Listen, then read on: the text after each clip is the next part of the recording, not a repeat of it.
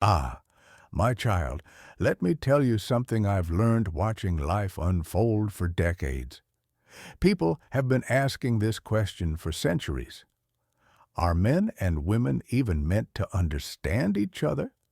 It's a question that has filled poems, sparked wars, broken hearts, and inspired songs. From the earliest myths to the stories of your friends today, the tension between the masculine and the feminine, between his world and her world, has always been there. You see, philosophers and thinkers throughout history wrestled with this puzzle. Aristotle believed that men and women were naturally different in purpose, men being rational and women being nurturing.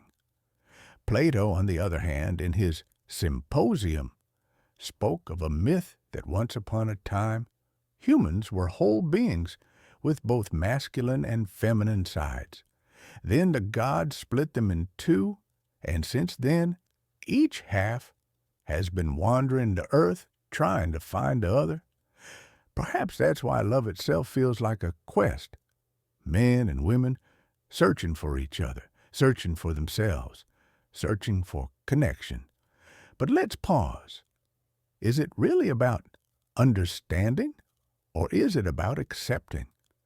When you're young and in love, you believe your partner will understand you completely. You think, she'll know when I'm upset without me saying it, or he'll feel what I feel. But here's the truth. No two human beings will ever fully understand each other. We are like two galaxies, orbiting near one another, sometimes colliding, sometimes drifting apart, but never truly becoming one. And yet, the beauty of love lies not in perfect understanding, but in the attempt. The bridge we build, shaky and fragile, yet strong enough to hold us when we cross together. I once knew a young couple who fought every single week. The boy thought he was being practical when he told her how to fix her problems. The girl thought she was being loving when she poured out her emotions, expecting him to listen quietly. But neither realized they were speaking two different languages. One day, in tears, she asked him, "Why can't you just understand me?" And he replied, "Why can't you see that I'm trying to help?" That day I told him, "My children, you're both right and both wrong. She doesn't want solutions. She wants presence." And he isn't cold. He just believes love is shown through action, not words. The silence that followed said everything. For the first time, they understood that understanding itself has limits, but compassion does not. Søren Kierkegaard, the Danish philosopher, once said, "Life can only be understood backwards, but it must be lived forwards." Relationships are much the same. We only realize years later why our misunderstandings happened. Simone de Beauvoir, the great existentialist, argued that men and women see each other through a lens of otherness. Man sees woman as the other, mysterious, different, hard to grasp. And woman sees man as a force, sometimes protective, sometimes oppressive, often confusing. So maybe the struggle isn't a mistake.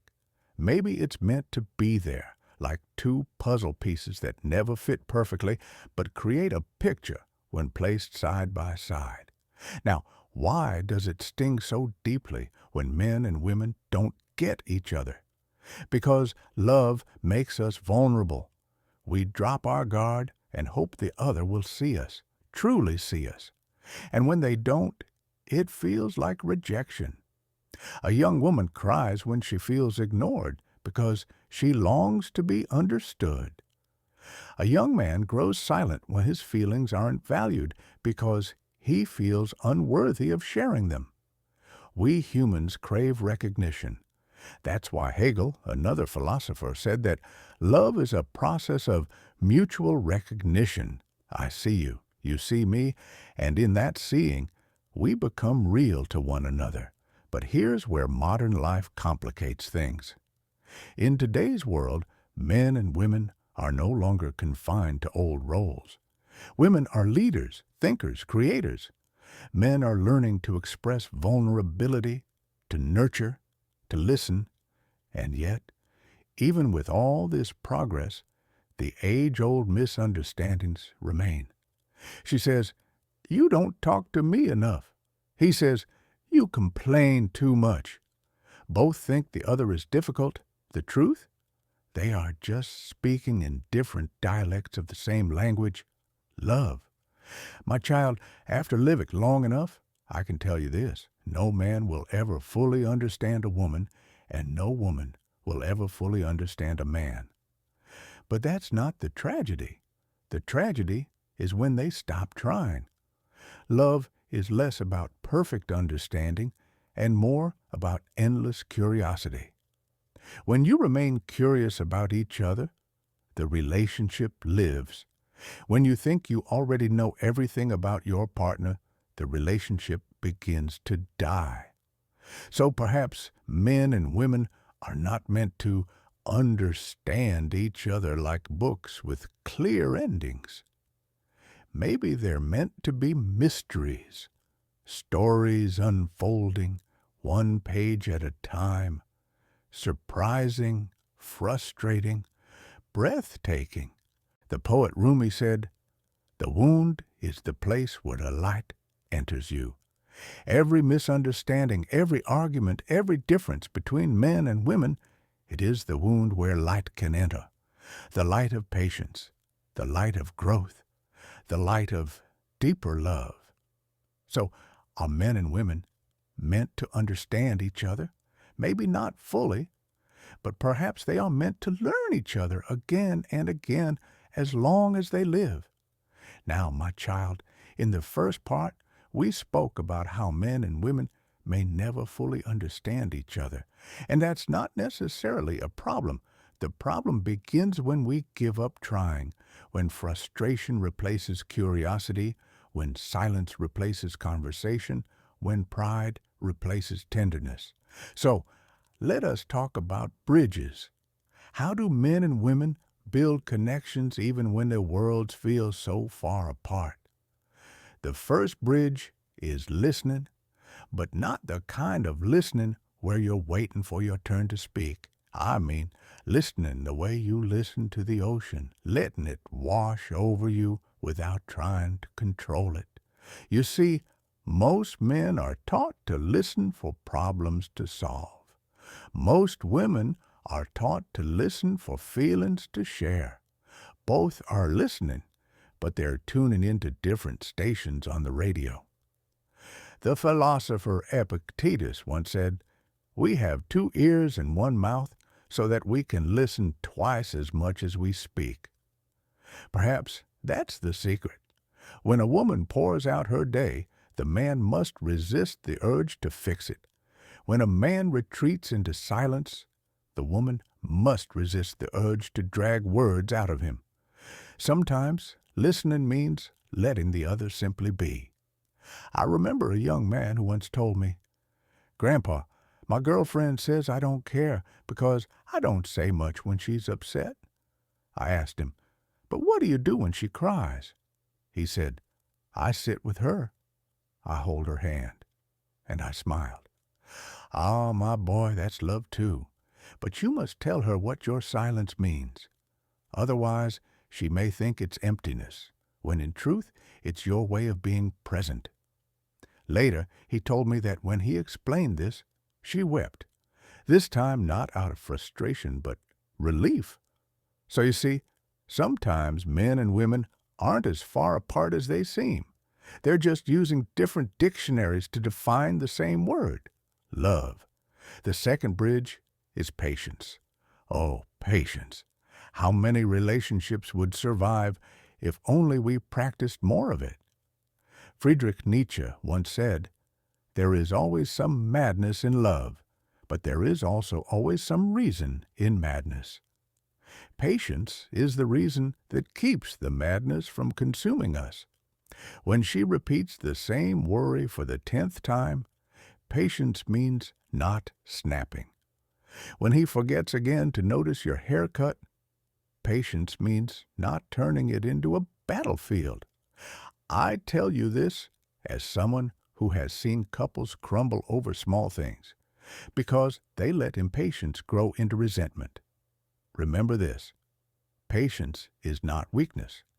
It is the quiet strength that lets love breathe. The third bridge, my child, is curiosity. Relationships fail when partners think they already know each other fully, but no one ever truly finishes learning their beloved. Carl Jung, the great psychologist, believed that every person carries both masculine and feminine within them, the animus and anima. To truly love someone is to be endlessly curious about those layers within them. So ask questions. Ask not just, "How was your day?" but "What made you smile today? What are you dreaming about lately?" Curiosity keeps the flame alive. I once knew an old couple, married for 50 years. One day, I asked the husband, "What's the secret?" He chuckled and said, "She changes every year, and I keep falling in love with a new woman she becomes." That, my child, is curiosity. Not assuming you already know the ending of the story. Not treating your partner as a finished book, but as a living, unfolding poem. Now, some may ask, "Grandpa, if men and women are so different, wouldn't life be easier if we were the same?" But think of music. If every note were the same, there would be no song. If every color in the sky were blue, there would be no sunset. The difference is what creates beauty. Simone Weil, a French philosopher, said, "Love is not to be found in equality, but in harmony." Men and women don't need to be identical to be united. They only need to learn the rhythm of each other's dance. So, how to break the cycle of misunderstanding? Let me give you some practical wisdom, my child. 1. Name the difference. Don't assume your partner should think or feel as you do. Say, "I know we see this differently." 2. Choose compassion over pride. It's better to lose an argument than to lose the closeness of your heart. 3. Translate your love. Don't just feel it, express it in a way the other understands. To one, love is words. To another, love is action. 4. Keep learning. Treat your partner as a mystery, not a problem to solve. So, my dear, are men and women meant to understand each other? Not perfectly, no. But they are intended to try. They are meant to build bridges of listening, patience, and curiosity. They are meant to stumble, argue, forgive, and grow. Because love is not about finding someone who thinks like you. Love is about finding someone who thinks differently and still choosing to walk together. The poet Khalil Gibran said it beautifully. "Let there be spaces in your togetherness, and let the winds of the heavens dance between you." Yes, men and women may never fully understand each other, but perhaps they were never meant to. They were meant to complement each other, to be the sun and the moon, different yet both essential to the sky. And if you can accept that truth, my child, then you'll find not frustration but peace, not distance but closeness, not confusion but wonder. So, don't chase perfect understanding, chase love, because love in the end is greater than understanding.